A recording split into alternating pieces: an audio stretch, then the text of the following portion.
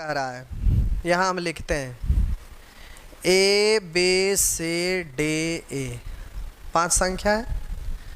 5 की जगह 7 भी रह सकता है, 6 भी रह सकता है, कै गो भी रह सकता है।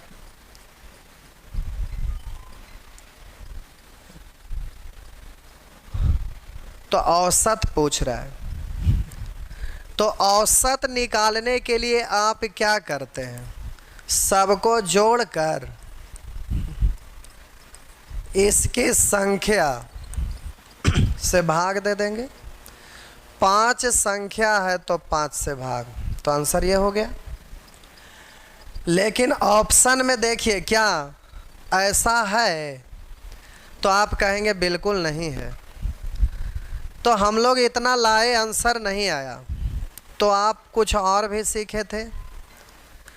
अब बात है 5 क्रमागत संख्या है, इसका मतलब यहाँ पर कॉमन डिफरेंस तो सब जगह समान ही होगा। और सम संख्या है तो दोनों में अंतर कितना हो? जैसे सम संख्या लिखते हैं तो 2, 4, 6, 8 ऐसे, तो अंतर 2 का, अंतर 2 का, अंतर 2 का, यही ना बोलते हैं। इसका मतलब यहाँ भी अंतर 2 का, यहाँ भी अंतर 2 का, यहाँ भी अंतर 2 का, यहाँ भी अंतर 2 का। कुछ भी नहीं दिख रहा है, बनले वॉइस आ रहा है, ये क्या हुआ? चेक करिए। ओ हो गया ठीक।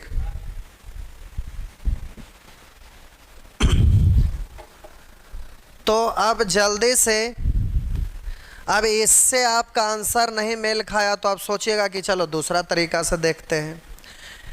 लेकिन यहाँ पर ऑप्शन में कुछ ऐसा, इनमें से कोई नहीं है। अगर इनमें से कोई नहीं यहाँ रहा होता, ये ऑप्शन न रहकर आपका लिखा रहता इनमें से कोई नहीं, नन ऑफ दिस।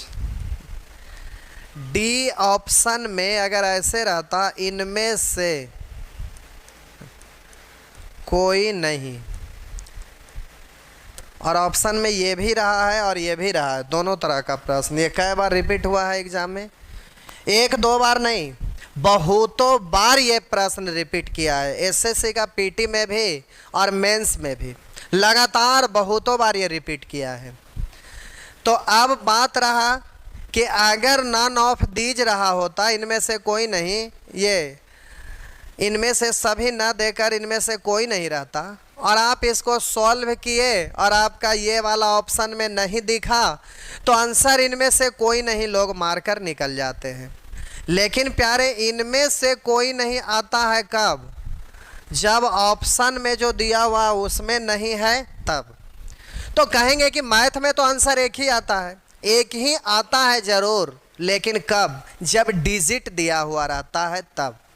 तो आज से, अब से, इस वक्त से एक बात हम बोल रहे हैं जिसको हमेशा माइंड में रखेंगे प्यारे। जब वेरिएबल टर्म रहेगा तो जैसे जैसे आप सॉल्व करेंगे, जिस तरीके से सॉल्व करेंगे, तो वो तरीका बदलेगा, तो उसके अनुसार वेरिएबल टर्म अलग अलग आ सकता है। अब बहुत सारे लोग ज्योमेट्री पढ़ते हैं, ऊपर से सॉल्व लिख लिख के करना शुरू किए, सॉल्व किए, आंसर आप अपने अनुसार लाए, लेकिन ऑप्शन में मेल नहीं खा रहा है, तो बहुत सारे लोग कह देते हैं कि ये गलत बन गया। हकीकत में वो सही बना हुआ है, लेकिन आप क्या माने और किस स्टेप को मोड़कर वहां पर पहुंचे, तो आपके अनुसार वो आंसर सही है, लेकिन ऑप्शन में मेल नहीं खा रहा है। तो आपको ऐसा मेथड का चयन करना, उस स्टेप पर आपको पहुंचना है जो ऑप्शन में है। तो वेरिएबल टर्म रहता है तो ऑप्शन पे गौर करना रहता है, पहले ऑप्शन को ध्यान रखेंगे, उसके बाद कोई भी रूल अप्लाई करेंगे, क्योंकि अलग अलग तरीका से रूल अप्लाई करेंगे तो वेरिएबल टर्म यानी आपका जो आंसर होगा वो अलग अलग हो सकता है, लेकिन आंसर सही रहेगा। ये कोई ज़रूरी नहीं कि गलत है, सही करेंगे सही होगा, गलत करेंगे गलत होगा। खास करके ज्योमेट्री में लोग सीधा क्वेश्चन पढ़े और सॉल्व करना शुरू कर देते हैं, तो ऑप्शन को भी देखना चाहिए कि ऑप्शन में क्या दिया हुआ है, और जो ऑप्शन में दिया रहेगा उसके अनुसार आपको सॉल्व करके वहां पर पहुंचना है, और जो रहेगा उसके अनुसार आंसर मारना रहता है। तो बहुत बार सही बनाते हैं, लेकिन समझ लेते हैं कि ये तो हमसे मिस्टेक हो गया, गलत हो गया, यहाँ कुछ आ रहा है, हमसे आया ही नहीं, वो बात नहीं है। तो अब हम बोले कि ये तो ठीक है, आप ये सोचे कि सबको जोड़कर इसकी संख्या से भाग। अब प्यारे, ये कॉमन डिफरेंस समान है ना, इसलिए आप सीखे थे कि जब कॉमन डिफरेंस समान रहे तो फर्स्ट प्लस लास्ट बट्टा दो, तो फर्स्ट प्लस लास्ट बट्टा दो। अब प्यारे ये है, और पहला बार में ही यही वाला आप आंसर लाते, ये वाला रूल अप्लाई नहीं करते, और आप एग्जामिनेशन हॉल में रहते और ये आप आंसर ले आते, ऑप्शन को एक नज़र देखते, यहाँ से सॉल्व किए, ये आया आंसर, ये मारते और सीधे सरक जाते। आगे क्या लिखा हुआ भला कौन देखता है, उतना स्पीड में रहता है तो बिल्कुल नहीं देखता है, सीधे आया आंसर मारे सरक लिए। लेकिन वेरिएबल टर्म है तो आज से ध्यान रखिएगा, सारे चीज़ों को देखना है।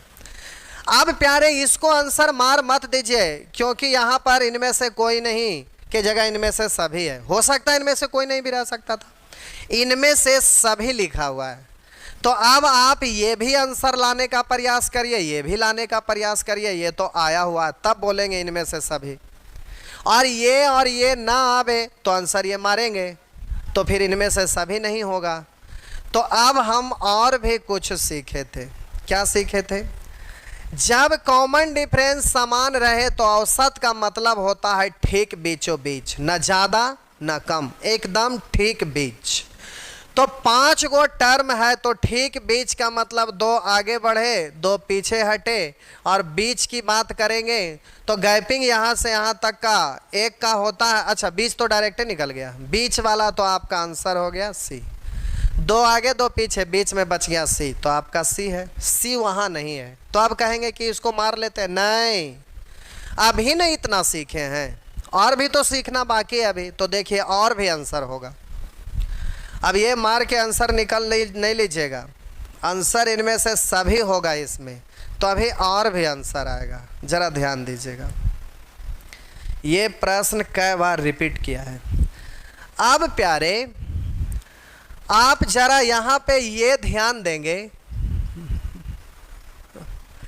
कि सभी जगह कॉमन डिफरेंस तो समान है, और औसत का मतलब ठीक बीच वाला, यानी आपका औसत का मतलब होता है ठीक बीच वाला।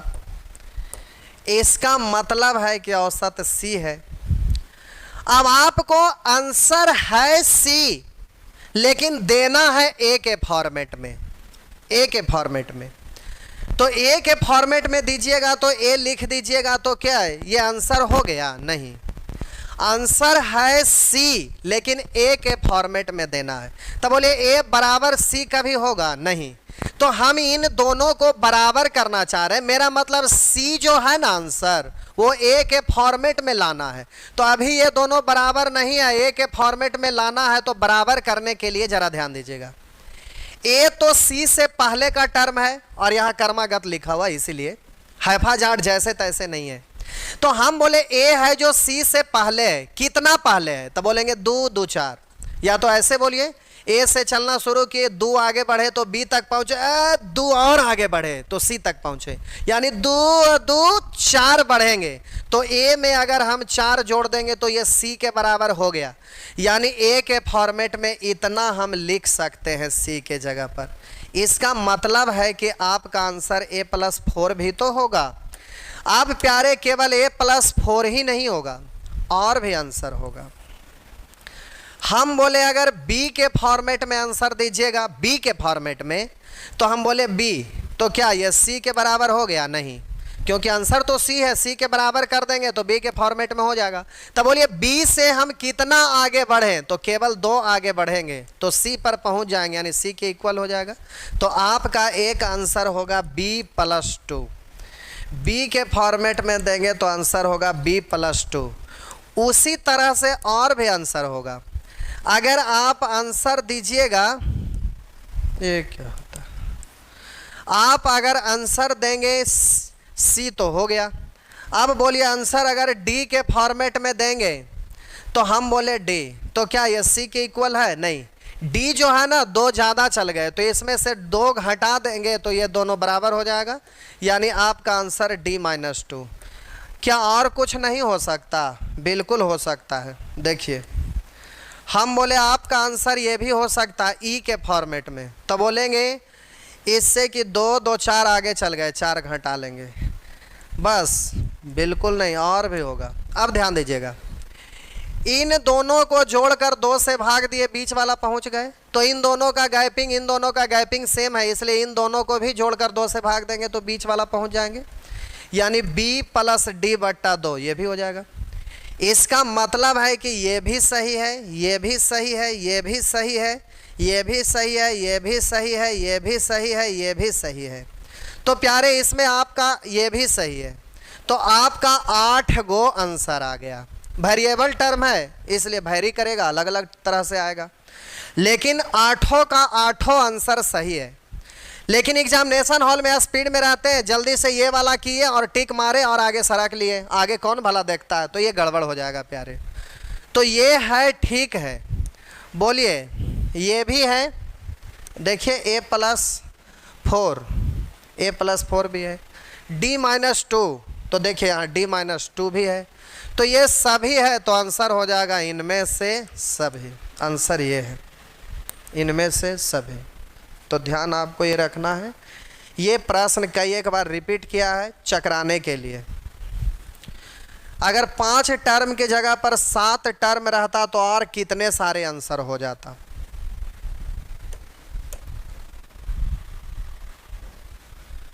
अगला प्रश्न,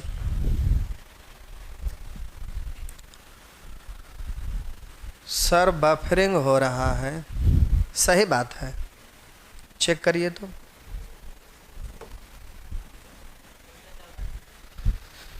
ठीक चल रहा है ना?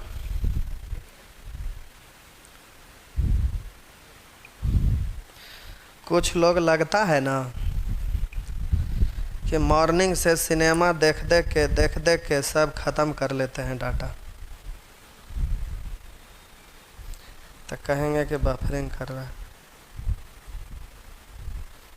ठीक तो चल रहा है,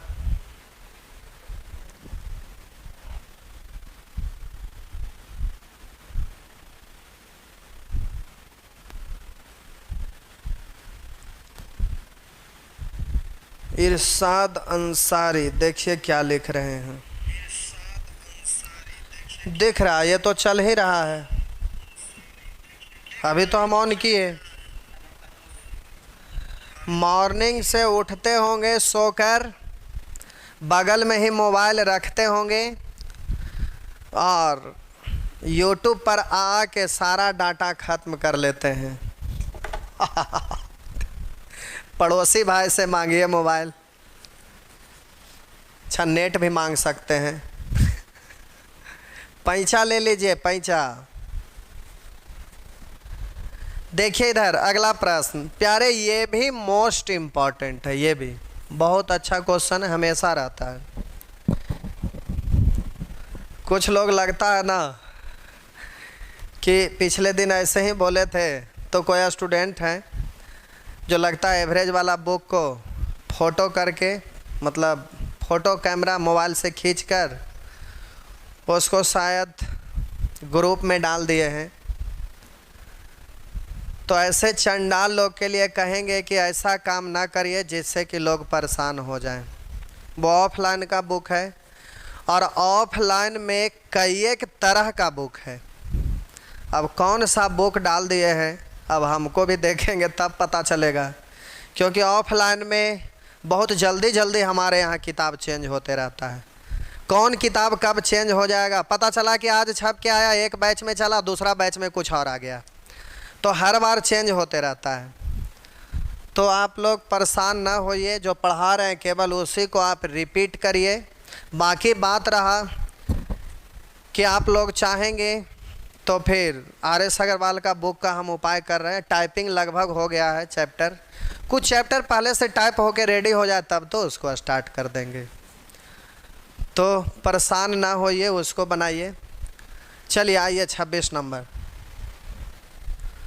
तो हमारा ऑफलाइन में, हालांकि ऑनलाइन को हमेशा चेंज करते रहना ज़्यादा आसान है, लेकिन हमारे यहाँ सबका ऑफलाइन में काम बटा हुआ, ऑनलाइन में सब लोगों को सब अलग अलग चीज़ हैं, तो इसमें कौन माथा पेची करते हैं, हम बोलेंगे तब ये करेंगे।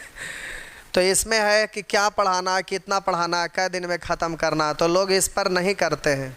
और लेकिन ऑफलाइन का अलग चीज़ रहता है तो उसमें कोई दिक्कत नहीं है। चलिए ठीक है, 5 लगातार संख्याओं का औसत x है। 5 लगातार संख्याओं का औसत x है। यदि इनमें आगे की 2 संख्याओं को शामिल कर लिया जाए तो औसत में, बड़ा स्टाइल में ऑप्शन दिया है, कह रहा है 1 की वृद्धि होगी, लिखा है 2 की वृद्धि होगी, 1.5 की वृद्धि होगी, कोई परिवर्तन नहीं होगा। अब ये इस स्टाइल में दिया है। फिर से पढ़ूं, 5 लगातार संख्या का औसत x है। 5 लगातार संख्याओं का औसत x है, लेकिन कौन सा 5 संख्या का औसत? 5 लगातार लिया तो जरूर है, इन पांचों का औसत आया भी जरूर है x, लेकिन प्यारे ये भी वेरिएबल है। अगर वो डिजिट रहा होता तो आप पहला प्रश्न जैसे बनाए थे वैसे इसको भी बनाते। तो हम बोले औसत x कहा, तो ये भी तो अज्ञात है, कहाँ से शुरू किया गया। अगर इसको n मानिएगा तो लगातार है, तो ये n+1, ये n+2, ये n+3, ये n+4, तो इस तरह से 5 को हो गया। अब इन सब को जोड़ेंगे तो जोगफल इतना, औसत निकालेंगे तो 5 से भाग, अब ये इतना बराबर, ये इक्वेशन एक ही को बनेगा। साफ से लिख देते हैं थोड़ा बड़ा करके। कह रहा है कि 5 लगातार संख्या का औसत x है। अब आगे की 2 संख्या जोड़ने पर औसत, तो प्यारे 5 संख्या है, 1 2 3 4 5, इसका औसत x है, ये रहा। तो हम बोले पहला संख्या अगर n ले लें तो लगातार है, इसलिए अगला होगा n+1, अगला होगा n+2, अगला होगा n+3 और अगला होगा n+4। ये 1 से शुरू हुआ, एक ये हो गया, तो 5 को हो गया। अब औसत निकालना है तो इन सब को जोड़कर इसकी संख्या से भाग दीजिएगा। तो 5 संख्या तो 5 से भाग, अब ये औसत ये भी औसत, अब दोनों आपस में बराबर। या तो ऐसे बोल लीजिए, इससे ज़्यादा अच्छा ये होगा, जोगफल इतना और ये औसत है, औसत को जोगफल में बदलेंगे ना तो संख्याओं की संख्या से गुना, यानी 5 से हम इसमें गुना कर दिए तो ये आपका औसत है जो जोगफल में बदल गया, वो भी जोगफल ये भी जोगफल। अब जब इसको सॉल्व करिएगा तो सॉल्व नहीं होगा, क्योंकि एक ही इक्वेशन है, वेरिएबल टर्म 2 गो। देखिए लिख देते हैं, n n n n n 5n plus 2 1 3 3 6 6 4 10 बराबर 5x। बोलिएगा 5 यहाँ से कॉमन होगा तो यहाँ 2 बचेगा, और बोलिए 5 कॉमन लेके बाहर किए तो ये भी कैंसिल हो जाएगा, 5 खत्म। आप बोलिए n+2 बराबर x। अब यहाँ पर सॉल्व करेंगे तो सॉल्व ही नहीं होगा, n का मान निकलेगा ही नहीं, तो आंसर होगा ज्ञात नहीं कर सकते। तो ज्ञात नहीं कर सकते हैं, दे के बढ़ जाएंगे, जबकि ऐसा बात नहीं है। अब इसको आप सॉल्व कर रहे हैं तो इस तरह से सॉल्व किए तो जाके मामला अटक गया, n का मान ही नहीं निकला, तो जाहिर सी बात है कि मामला फंस गया। अब यहाँ पर आके आपका जवाब क्या होगा, n नहीं ज्ञात हो सकता है, तो आगे का 2 गो संख्या जोड़ेंगे तो n का वैल्यू आ जाता, तो ये भी मालूम, ये भी मालूम, ये भी मालूम, ये भी मालूम, ये भी मालूम, तो ये सारा संख्या मालूम है, और अगला 2 गो और जो संख्या होता वो भी मालूम कर लेते। अब देखते कि औसत में कितने की वृद्धि हो रहा है या कमी हो रहा है। तो पहले वाला का औसत x का वैल्यू आ जाता, फिर ये पांचों मालूम हो जाता तो 5 से भाग देते, औसत निकल जाता, फिर आगे 2 को जोड़ लेते, उसके बाद देखते क्या औसत क्या है। अब उससे वो कितना ज़्यादा है या कितना कम है आप देखते और आंसर दे देते।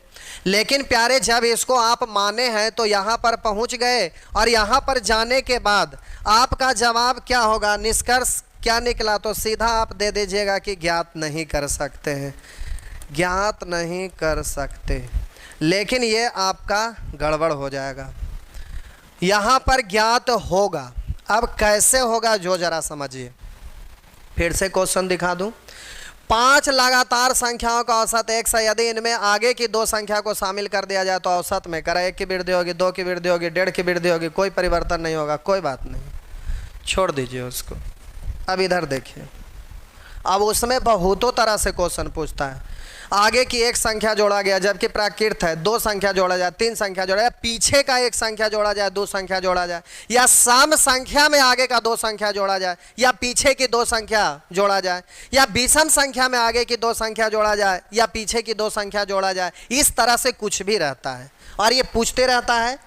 तो अब इसको वैसे नहीं ऐसे बनाइए, हम अपने मन से लगातार प्राकृत संख्या लिए, क्योंकि प्रश्न में ही ऐसा कहा था कि कहाँ गया, 5 लगातार संख्या का औसत x है, लेकिन कहाँ से शुरू करके ये हमें पता नहीं और पता करना भी हमको नहीं है। अब यहाँ पर जरा ध्यान दीजिएगा, 5 संख्या हम लिए, अब इसका औसत हम निकालते हैं, तो आप हमें ये बताइए कि औसत कितना होगा। लगातार है प्यारे और प्राकृत है, तो जल्दी से बोल दीजिए, सबको जोड़कर संख्या से भाग नहीं देते रहिए, क्योंकि ये लगातार है तो कॉमन डिफरेंस प्राकृत संख्या होने के वजह से सब जगह एक ही है, तो बच्चे की तरह बोलते नहीं रहिएगा। इसीलिए हम एग्जाम्पल 1 से लिए, कहीं से भी लेते तो आप जल्दी से बोल ही देते। तो बोलिए यहाँ पर औसत कितना होगा, तो बोलिएगा बीच वाला यानी 3। अब हम आगे का केवल एक संख्या जोड़ रहे हैं, 1 2 3 4 5, आगे का केवल हम एक संख्या जोड़ रहे हैं, तो एक संख्या हम जोड़ दिए 6। अब हम बोलेंगे कि इसका औसत बताइए, तो कहिएगा 3 आगे 3 पीछे, औसत का मतलब बीच वाला, तो दोनों के बीच का गैपिंग 1 है तो हाफ आगे बढ़ेंगे तो हो जाएगा 3.5, या तो आप बोलिएगा हाफ इससे पीछे हटेंगे तो भी 3.5। तो अब आप बोलिएगा ना कि ये 3.5 हो गया। अब आगे का एक संख्या और जोड़ते हैं, 1 2 3 4 5 6, एक और जोड़ते हैं 7। आप बताइए कि औसत क्या होगा, तो बोलिएगा कि 3 आगे 3 पीछे तो 4। अब मेरा मतलब समझिए कि परिणाम क्या आया।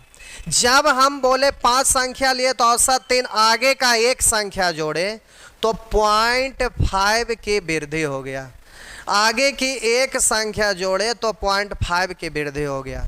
बोलिए फिर देखिए इससे एक आगे बढ़े तो फिर 0.5 की वृद्धि हो गया, यानी अब हम बोलेंगे आगे का एक संख्या तो 0.5 की वृद्धि, दो संख्या तो बोलिए 1 की वृद्धि, इसलिए कि 0.5 यहाँ फिर यहाँ पर 0.5 बढ़ा तो 0.5 यानी एक संख्या जोड़ने पर 0.5 की वृद्धि, दो संख्या जोड़े तो 1 की वृद्धि हो गया, 1 की वृद्धि हो गया। अब जल्दी से ज़रा ध्यान दीजिएगा, इधर हम लोग को 0.5 और इधर 1 की वृद्धि, दो संख्या जोड़ने पर। चलिए एक बार पीछे का संख्या लेकर देख लेते हैं क्या होता है, उसके बाद हम बोलते हैं। ऐसे भी बोलते तो समझ जाते, लेकिन एक्सप्लेन कर दे रहे।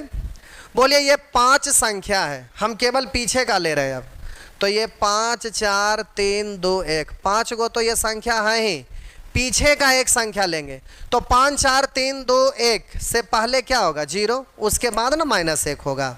तो केवल एक संख्या लेंगे तो 0, फिर एक संख्या और लेंगे तो -1, फिर एक और लेंगे तो -2। अब बोलिए इतना का औसत अगर निकालेंगे तो हम बोले पीछे की एक संख्या लेंगे तो औसत में 1 की कमी हो जाएगा। कैसे, तो देखिए अब हम बोलेंगे 3 आगे 3 पीछे, बीच वाला तो 2 से हाफ आगे यानी 2.5 होगा। तो जब हम पीछे का एक संख्या लिए हैं तो देखिए 3 से 2.5 हो गया यानी 0.5 की कमी। यानी अब हम डायरेक्ट बोल सकते हैं कि लगातार प्राकृत संख्या अगर रहे, कहीं से भी शुरू होकर रहे, कोई जरूरी नहीं कि शुरू से, कहीं से भी अगर प्राकृत संख्या 5 गो लेंगे तो 5 गो या 4 गो या 3 गो लगातार प्राकृत संख्या आप लेते हैं तो उसका जो औसत आता है, अब उसमें ठीक आगे का एक संख्या जोड़ेंगे तो औसत में 0.5 की वृद्धि, अगर आगे की दो संख्या जोड़ेंगे तो 1 की वृद्धि, अगर पीछे का एक संख्या जोड़ेंगे तो 0.5 की कमी, अगर पीछे की दो संख्या जोड़ेंगे तो 1 की कमी। एक बार फिर से, कहीं से भी अगर लगातार प्राकृत संख्या लें, 2 गो 4 गो 5 गो 10 गो 20 गो चाहे 6 गो भी लें, कहीं से भी अगर लगातार प्राकृत संख्या का लेकर उसको औसत निकालते हैं तो जो औसत आता है अगर आगे का एक संख्या और जोड़ लेंगे तो उसका अब जो औसत होगा वो 0.5 की वृद्धि होगा। अगर आगे की दो संख्या जोड़ेंगे तो 1 की वृद्धि, पीछे की एक संख्या जोड़ेंगे तो 0.5 की कमी, अगर पीछे की दो संख्या जोड़ेंगे तो 1 की कमी। अगर प्राकृत संख्या न रहकर अगर सम संख्या रहा होता तो कहीं भी अगर लगातार सम संख्या का औसत निकाल के जो आप प्राप्त किए उसमें आगे की एक संख्या अगर जोड़ देंगे तो औसत में 1 की वृद्धि होगा। अगर दो संख्या लेंगे तो 2 की वृद्धि होगा। क्यों? क्योंकि प्राकृत संख्या का गैपिंग 1 का होता है तो हाफ की वृद्धि। अगर सम संख्या लेंगे तो 2 का गैपिंग है तो 1 का वृद्धि। अगर विषम संख्या भी रहेगा तो आगे का एक संख्या जोड़ने पर 1 की वृद्धि, आगे की दो संख्या जोड़ने पर 2 की वृद्धि, पीछे की एक संख्या जोड़ने पर 1 की कमी, दो संख्या जोड़ने पर 2 की कमी। अब सम संख्या हो या विषम संख्या, अब यही रूल कोई भी श्रृंखला के लिए अप्लाई होगा। अगर 5, 10, 15, 20 ऐसे लिखा हुआ रहता, एक व्यवस्थित क्रम में रहता कि दो संख्याओं के बीच का अंतर, जैसे हम लिखे कि 5, 10, 15 ऐसे कहता कि दो संख्याओं के बीच का अंतर 5 है और इस तरह से 5 संख्या का औसत निकाले, उसमें आगे की दो संख्या जोड़ेंगे तो क्या होगा? तो हम बोले 5 का अंतर है इसलिए आगे का एक संख्या जोड़ेगा तो 2.5 की वृद्धि होगा, पीछे की एक संख्या जोड़ेगा तो 2.5 की कमी होगा, उसका आधा। औसत निकालेंगे तो बीच वाला यानी हाफ, आधा। तो हम बोले कि दोनों का गैपिंग 5 का है तो 2.5 की वृद्धि, गैपिंग 1 का है तो हाफ की वृद्धि। अगर सम संख्या लेंगे 2 का गैपिंग तो 1 का वृद्धि। ये बात समझ में आया? अब ये क्वेश्चन किसी भी तरह से घुमाएगा, अगर ये वाला आपको एग्जाम्पल ध्यान में रहेगा तो कोई भी प्रश्न का आप आंसर दे दीजिएगा। आगे का जोड़े, पीछे का जोड़े, जिधर का भी जोड़े, सम संख्या रहे, प्राकृत संख्या रहे या कोई भी श्रृंखला रहे, तो आप आंसर उसका दे सकते हैं। तो अब ये बात आप समझ गए, तो अब जल्दी से क्वेश्चन पे आइए। आप ज्ञात नहीं कर सकते हैं, मार देते, लेकिन है नहीं। अगर नॉन ऑफ दिस रहता तो उसमें मार देते, लेकिन ऑप्शन हमेशा सेम नहीं रहता है। ये बहुतों तरह का पूछा, ऑफलाइन का किताब में और भी तरह तरह का क्वेश्चन यहाँ था। 5 लगातार संख्याओं का औसत 1 से है। यदि इनमें आगे की दो संख्याओं को शामिल कर लिया जाए तो औसत में, तो आगे की दो संख्या को शामिल किया जा रहा है तो एक संख्या के लिए हाफ की वृद्धि, दो संख्या के लिए 1 की वृद्धि। तो आपका आंसर होगा औसत में 1 की वृद्धि होगी। तो इस तरह से आपसे हो जाएगा। नेक्स्ट, ऑफलाइन का किताब में प्यारे ऐसा क्वेश्चन है कि मास्टर लोग को भी पहले पढ़ाने के लिए कई बार पढ़ना पड़ेगा, तब जाके बहुत अलग अलग टाइप का क्वेश्चन आता है। खतरनाक क्वेश्चन भी रहता है। तो एग्ज़ाम में बहुत सारे चीज़ पूछता है, लेकिन उसमें बहुत ज़्यादा क्वेश्चन दिया हुआ भी था जो कि फालतू भी था। बहुत सारे चीज़ हम लोग अपने से लिख के डालते हैं। चलिए अगला प्रश्न करा, चार संख्याओं में से प्रथम 3 का औसत 15 है। 4 संख्याओं में से प्रथम 3 का औसत 15 है तथा अंतिम 3 का औसत 16 है। यदि अंतिम संख्या 19 हो तो प्रथम संख्या क्या है? आप सोचिएगा कि पूरे ग्रुप के शेष ग्रुप की गैपिंग की ओवरलैपिंग पर है, लेकिन वो सब कुछ नहीं है, ये है कुछ और। चलिए पहले आपको दिखाते हैं कि वो क्यों नहीं है। करा 4 संख्या में से, 4 संख्या ABCD कुछ भी मान लेते हैं, तो 4 संख्या में से प्रथम 3 का औसत, यानी प्रथम 3 का मतलब ABC का औसत 15 है। और कह रहा था अंतिम 3 का मतलब DCB यानी BCD, अंतिम 3 का औसत 16 है। करा यदि अंतिम संख्या 19 है यानी D का वैल्यू, करा D यानी 1, ये कह रहा 19 है, तो करा प्रथम संख्या यानी A यानी एक संख्या क्या है?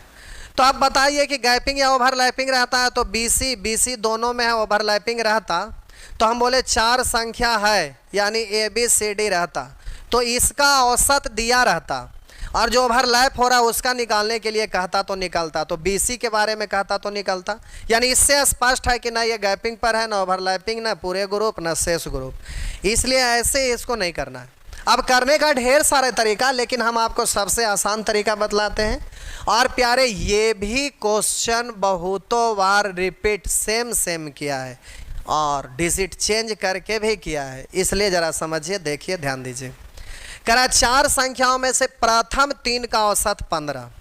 तो हम 4 संख्या लिए ए बी सी डी। करा 4 संख्याओं में से प्रथम 3 का औसत 15। प्रथम 3 तो ए बी सी। करा प्रथम 3 का औसत है 15। कौन दिक्कत है? 4 संख्या है जिसमें से करा प्रथम 3 गो जो है ना उसका औसत है 15। तो ये 3 का औसत हम 15 यहाँ पर दर्शा दिए, इंडिकेट कर दिए। तथा अंतिम 3 का औसत 16। अंतिम 3 का औसत करा के 16 है। यदि अंतिम संख्या 19 हो, केवल ये करा अंतिम संख्या 19 हो, तो पूछ रहा है कि प्रथम संख्या क्या है? ये प्रथम संख्या क्या है? बस इतनी सी बात है। देखिए प्यारे कितना आसानी से बनता है, जरा ध्यान दीजिएगा, कितना आसान है। बोलिए ये 3 संख्या का औसत है ना।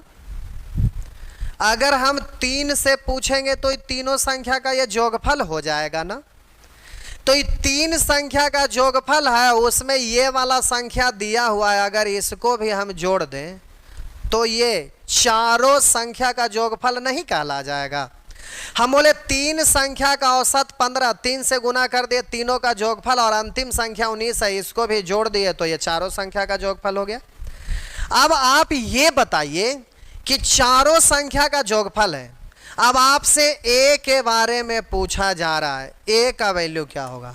तो बोलिए चारों संख्या का जोगफल में से ये अंतिम से 3 गो का जोगफल को घटा देंगे। ये ए बी सी डी चारों का जोगफल है, उसमें से बी सी डी का जोगफल को घटा देंगे तो कौन बचेगा? ए बचेगा। तो बोलिए औसत है 16, तो जोगफल होगा 3 संख्या तो 3 से गुना। तो अब ये चारों का जोगफल में से 3 गो का जोगफल को घटा दिए, तो अब ये जो आपका कहलाएगा वो किसका कहलाएगा? तो 4 गो का जोगफल में से 3 गो का जोगफल घट गया तो ए का निकल गया, यही तो आंसर है। तो 15 तिया 45 और 19, अगर ये 20 रहा होता तो 45 20 65 19 है, तो 64 64 में से 48 घटा दीजिए तो बोलिएगा 16 आपका आंसर हो जाएंगे। ये रहा, इस तरह से हो जाएगा। चलिए तो प्यारे ये आपका कहानी खत्म हो गया। अगला प्रश्न, ये सिंपल है। करा 2 संख्या का औसत m है, 2 गो संख्या है उसका औसत m है, इनमें से एक संख्या n है। बोलिए 2 गो संख्या में से एक संख्या के लिए औसत बोलिए या जोगफल, बात तो बराबर है। करा एक संख्या n है, तो दूसरी संख्या क्या है? तो एगो और जो दूसरा बच गया वो क्या है? तो हम बोले इसका औसत नहीं पूछ रहा, दूसरी संख्या। तो एक गो है तो औसत बोलिए या संख्या बोलिए, बात बराबर है। लेकिन प्यारे ये वाला रूल अप्लाई होता तो ऊपर में संख्या है या संख्या का रेशियो दिया रहे और नीचे में प्रत्येक ग्रुप का औसत। अब ये टोटल का दिया हुआ है, इसको टुकड़ा टुकड़ा करके 2 ग्रुप में बदल दिया है, और 2 ग्रुप में से एक ग्रुप का दिया हुआ है, एक का नहीं दिया हुआ है। तो ठीक है ये रूल से बनता, लेकिन कब? जब ये डिजिट रहा होता तब। लेकिन ये डिजिट नहीं है तो फिर अब ये बनेगा कैसे? तो बेसिक से बना दीजिए। तो देखिए कैसे, 2 संख्या का औसत m है तो जोगफल तो 2m। 2 संख्या का औसत है m तो जोगफल हो जाएगा आपका 2m। बोले एक संख्या का औसत n है तो जोगफल ये हो जाएगा। अब ये 2 गो संख्या का जोगफल में से एक गो का जोगफल को घटा देंगे तो एगो अगला जो बचा उसी का ये जोगफल निकल गया। तो वही तो पूछ रहा दूसरी संख्या क्या यानी जोगफल है या औसत। एक संख्या के लिए औसत बोलिए या जोगफल बोलिए, बात बराबर है। यानी 1 से इसमें भाग दीजिए या ना दीजिए तो आपका दूसरी संख्या यही है 2m - n। तो आपका आंसर होगा डी। आप डायरेक्ट भी बोल सकते थे, कोई जरूरी नहीं कि इस स्टाइल में लिखेंगे, ऐसे भी बोल।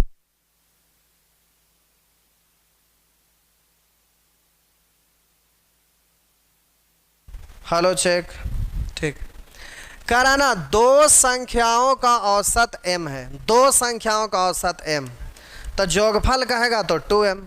उनमें से एक संख्या n है, तो दो गो में से एक संख्या n है, तो दोनों के जोग में से एक संख्या को घटा देंगे तो दूसरा का संख्या हो गया।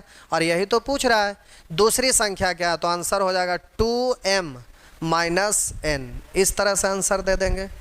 नेक्स्ट,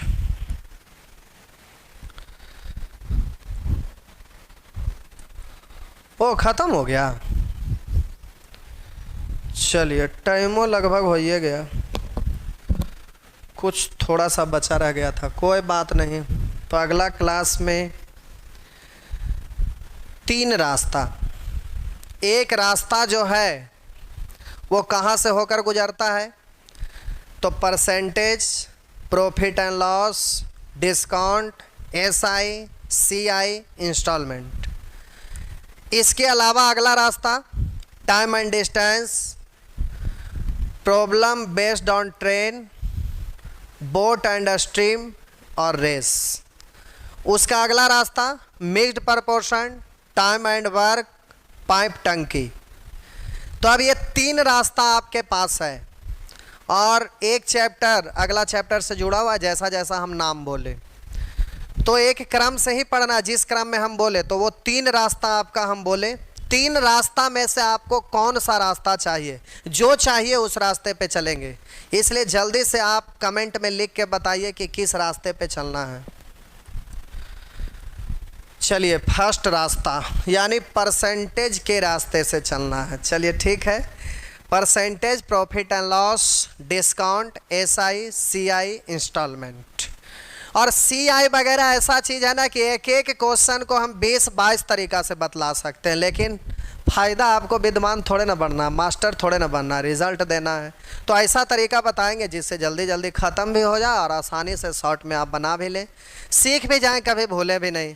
तो बहुत सारे ऐसे ऐसे चैप्टर होता है जिसमें इतने तरह का मेथड है, इतने तरह का मेथड है कि वो सारे चीज़ आप सीखने का प्रयास भी नहीं कर सकते, ये चीज़ होता है। तो चलिए ठीक है, अगले क्लास में हम लोग परसेंटेज से शुरू करते हैं, धीरे धीरे आगे बढ़ेंगे। चलिए तो आज भर आपका सेवा इतना ही है, फिर थोड़ा सा और गप कर लीजिए। आर.एस. अग्रवाल का बुक, आर.एस. अग्रवाल का बुक जो है वो प्यारे इंटरनेशनल बुक है। अभी लॉकडाउन चल रहा है ना, फिर भी ये किताब आपका छोटे छोटे डिस्ट्रिक्ट टाउन में भी उपलब्ध होगा।